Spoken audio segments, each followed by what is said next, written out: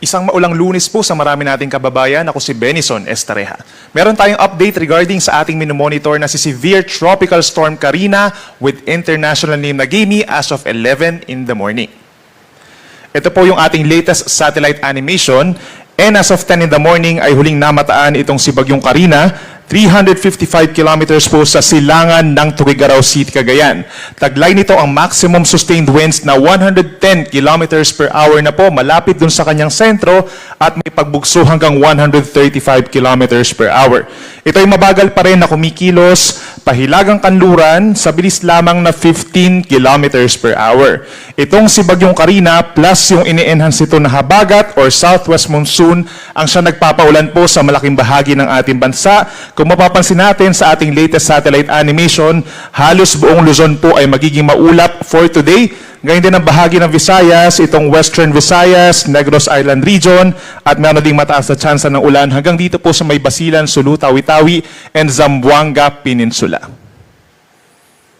Ito po yung latest track ng Pag-asa regarding kay Bagyong Karina. Inaasahan po natin nakikilos pahilaga within the next 24 hours ang nasabing bagyo, and possibly by tomorrow morning ay nasa 385 kilometers ito silangan po ng Calayan, Cagayan. Pagsapit naman ng Wednesday morning, ay posibleng nandito na sa may hilagang silangan po ng Itbayat, Batanes at around 360 kilometers. After that, ay posibleng dumaan po dito sa may Ryukyu Islands, sa may Southern Japan, at magtungo po dito sa may northern portion of Taiwan na kasabay ng paglabas ng Philippine Area of Responsibility. Sa umaga po ng Thursday, and approximate location po nito ay higit 500 kilometers hilaga ng Itbayat, Batanes. So base po sa ating latest forecast track, ay napakababa ng chance na ito tatama pa po sa ating kalupaan yung kanyang sentro. At kung mapapansin din natin, even yung ating cone of probability ay dumadampi dun sa ating kalupaan. Subalit, kung mapapansin po natin, itong kulay yellow na circle, associated po yan sa strong winds or may kalakasan ng mga hangin na siyang direktang epekto nitong si Bagyong Karina. So mga karanas ng mga pagbugso, itong mga nasa silangang parte po ng Cagayan Valley sa mga susunod na araw, particularly sa may Eastern Isabela, sa may Eastern Cagayan, kabilang ang Babuyan Islands, as well as Batanes. Pagdating naman po sa intensity, possible po mamayang gabi ay posibleng maging typhoon category na po ito. So maaring lumakas pa ito sa mga susunod na araw habang ito'y nasa may North Philippine Sea kung saan mainit po ang karagatan na ito. And hanggang sa makalabas siya ng Philippine Area of Responsibility ay mananatili pa rin po siya as a typhoon. In terms of hangin, meron po tayong babala bilang isa or signal number 1. Dito po sa may Cagayan Valley, kabilang ng Batanes, eastern portion of mainland Cagayan, kabilang ang mga bayan ng Santa Ana, Gataran, Bagao, Peña Blanca, Lalo, and Gonzaga. Signal number 1 din po sa eastern portion ng Babuyan Islands, particularly ang mga isla ng Camiguin and Babuyan, at maging dito rin po sa may northeastern portion of Isabela, sa may Divilacan, Palanan, and Makunakon, meron po tayong signal number 1. So ibig sabihin po, ngayon at bukas, posible po ang mapagbugso ng hangin, direktang epekto po nitong si Bagyong Karina. Pagdating naman po sa mga pag-ulan, mainly southwest monsoon or habagat po ang nagkukos ng mga pag-ulan na yan na malalakas. Orange warning na po ang itinaas natin as of 11 in the morning, dito po sa lalawigan ng Romblon, sa may southern Luzon.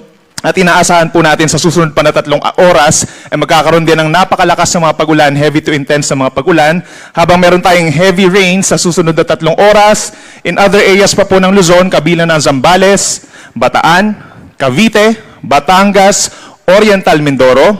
Maging dun po sa may eastern side, sa may Albay, sa may Bicol, meron din ng yellow warning. Aklan, Antique, hanggang dito sa may Capi, sa may Western Visayas, meron tayong malalakas sa mga pag-ulan sa susunod na 3 oras. At hindi rin inaalis natin yung chance na magkakaroon pa tayo ng mga heavy rainfall warnings in other parts of Luzon, kabilang na rin dyan ng Metro Manila mamayang hapon hanggang gabi. So stay tuned lamang po sa ating pinapalabas na heavy rainfall warnings and rainfall advisories sa ating Facebook page at sa ating official website. Sa Romblon po, inaalertohan na natin yung ating mga kababayan dahil nagbabadya na po ang mga pagbaha, habang mataas din ang tsansa na mga pagbaha doon sa mga low-lying areas, sa mga nabanggit natin na lugar na may yellow rainfall warnings. Kung yung kanina po ay parang real-time na forecast po in terms of malalakas na ulan, ito naman po yung ating estimated rainfall per day sa susunod po na 3 araw. Meron tayong 100 to 200 millimeters sa possible na ulan for today. So ibig sabihin po, heavy to intense rains hanggang mamayang hating gabi sa may Zambales, Bataan, at Occidental Mindoro. So yan din yung mga areas na likely po magkakaroon ng mga heavy rainfall warnings. Meron din tayong 50 to 100 millimeters or moderate to heavy na mga pag-ulan posible for today sa may northern and eastern Cagayan, kabilang ng Babuyan Islands at saka po sa eastern Isabela dahil mismo dito kay Bagyong Karina. Habang habagat na po itong natitirang bahagi ng Luzon kabilang ang Ilocos Region, Apayao, Abra, Benguet, Tarlac, Nueva Ecija, pababa ng Pampanga, Bulacan, Metro Manila, meron tayong moderate to heavy rains, Calabarzon, Oriental Mindoro, Marinduque, Romblon, Aklan, Antique at Hilagang Palawan kabilang ang Calamian Islands. By tomorrow, possible na po ang mas malakas pa na ulan sa may Batanes at mananatili ang ulan sa may Zambales, Bataan, Occidental Mindoro at heavy to intense rains na rin po bukas, Ilocos Region, Abra, and Benguet sa may Cordillera Region. By tomorrow, possible pa rin po ang moderate to heavy rains. Halos lahat po ng mga areas na nabanggit natin kanina na magkakaroon ng mga moderate to heavy na paulan ngayon, kabilang na dyan ng Northern Cagayan, Apayao, Kalinga, Mountain Province, Ifugao, Tarlac, Nueva Ecija, Pampanga, and Bulacan. Metro Manila, bukas po, possible pa rin ang moderate to heavy rains. Rizal, Cavite, Laguna, Batangas, Oriental Mindoro pa rin, Romblon, Aklan, Antique, at Northern Palawan kabilang ang Cuyo and Calamian Islands. At pagsapit ng Miyerkules, habang lumalayo po itong si Bagyong Karina, ay pinapa-enhance pa rin ito yung ating habagat. Kaya aasahan pa rin po yung mga pag-ulan, heavy to intense rains, dun pa rin sa mga areas na nasa western side ng Luzon, from Ilocos Region down to Abra, Benguet, Zambales, Bataan, and Occidental Mindoro. Habang may mga paulan pa rin, Batanes, dahil mismo kay Bagyong Karina, dito rin po sa Metro Manila, possible pa rin po yung mga moderate to heavy rains. Ganyan din sa Apayao, Tarlac, Nueva Ecija, Pampanga, Bulacan, Rizal, Cavite, Batangas, at Calamian Islands. Kaya naman, patuloy po na paalala sa ating mga kababayan, makipag-coordinate po sa inyong mga local disaster risk reduction and management offices kung kinakailangan po na paglikas. At dahil mataas din po ang chance ng mga pagbaha sa mga low-lying areas, pagragasa ng mga ilog, pag-apaw ng mga ilog, at possible po dahil sa tuloy-tuloy ng mga pag-ulan ay magkukos din po ng mga pagguho ng lupa, lalo na po sa mga mountainous areas. Mataas ang chance na doon sa mga elevated or mga mountainous areas, nagkakaroon tayo ng enhanced na mga pag-uulan. Bukod sa malakas na ulan, possible nga po itong severe winds, hindi lang dito kay Bagyong Karina, kundi dahil na rin po dun sa southwest monsoon. Pag meron tayong malakas na hangin, aasahan din po natin yung mga matataas na alon, so mamaya papakita po natin yan. But for today, asahan po yung may kalakasang hangin ng mga pagbugso sa Zambales, Bataan, Aurora, Mimaropa, Bicol Region, Western Visayas, Northern Samar, and northern portion of Samar. Bukas, meron din tayong mararanasang mga pagbugso sa Ilocos Region, pababa ng Zambales, Bataan, Aurora, Metro Manila, makakaranas tayong mga pagbugso dulot ng habagat, Calabarzon, buong Mimaropa, buong Bicol Region, and buong Visayas. At pagsapit ng Wednesday, magpapatuloy pa rin ang mga pagbugso epekto po ng southwest monsoon, hindi dahil kay Bagyong Karina, sa Ilocos Region, Abra, Benguet, Nueva Vizcaya, Quirino, hanggang dito po sa may Isabela, Central Luzon, Metro Manila, buong Calabarzon pa rin, Mimaropa, Bicol Region, and hanggang dito sa may Visayas, possible po yung mga pagbugso ng hangin. At dahil malakas yung ating aasahang hangin sa mga susunod na araw, possible din po yung mga matataas na pag-alon. Hand in hand po yan, yung ating effects ng hangin at saka po ng alon. Meron tayong moderate to rough seas ngayon pa lamang dito po sa may parting Luzon and western portion of Visayas. Hanggang 3.5 metro dun sa mga areas na pinakamalapit po sa Bagyo, itong Cagayan Valley, hanggang dito sa may, simula sa may Batanes, hanggang dito sa may eastern side ng Luzon, sa may Bicol Region, 3.5 metro, so equivalent po yan sa isang palapag ng gusali.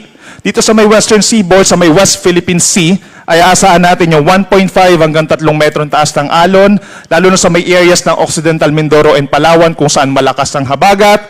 Meron tayong hanggang 3 metro dito sa may Sulusi at saka sa may Western Visayas, maging parte na rin po ng Negros Island Region, habang ang natitirang may bayan po ng Visayas and Mindanao, nasa 1.5 hanggang 2 metro ang taas ng mga pag-alon. Delikado po ito sa mga small sea vessels. Masasabi natin na dahil wala pang gale warning, less likely pa yung ating mga sea travel suspensions, except doon sa mga may areas po na merong signal number 1. Automatically po ay suspended na yung ating sea travel doon. But in other areas, as of 11 in the morning ay wala pa naman po. But then lagi tayong magantabay dahil possible po mamayang hapon hanggang gabi ay tumataas na po yung mga pag-alon natin. Kaya possible na rin po yung mga suspensions ng sea travels. Inuulit natin regarding po sa track nitong si Bagyong Karina, kikilos ito pahilaga. Simula po ngayon hanggang sa Tuesday or hanggang bukas, then eventually po ay kikilos pa northwestward or pahilagang kanluran sa direction po ng southern islands of Japan, northern Taiwan, hanggang sa makalabas ng Philippine Area of Responsibility at pagsapit ng Friday ay makarating dito sa may southeastern portion of China.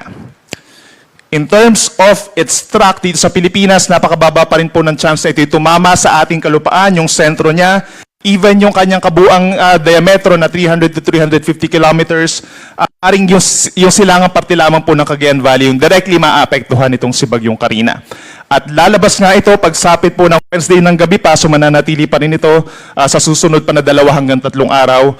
At inaasahan natin yung paglakas nitong si Bagyong Karina sa mamayang gabi, maaaring maging typhoon na po ito, at mas lumakas pa possible as a strong typhoon sa susunod na 24 hanggang 48 hours. Pero mababa pa naman po yung chance na ito yung maging super typhoon po sa ngayon. Yan muna ang latest mula dito sa Weather Forecasting Center po ng Pag-asa. Ang next po na update natin ay mamayang alas 5 ng hapon. Ako muli si Benison Estareja. Mag-ingat po tayo.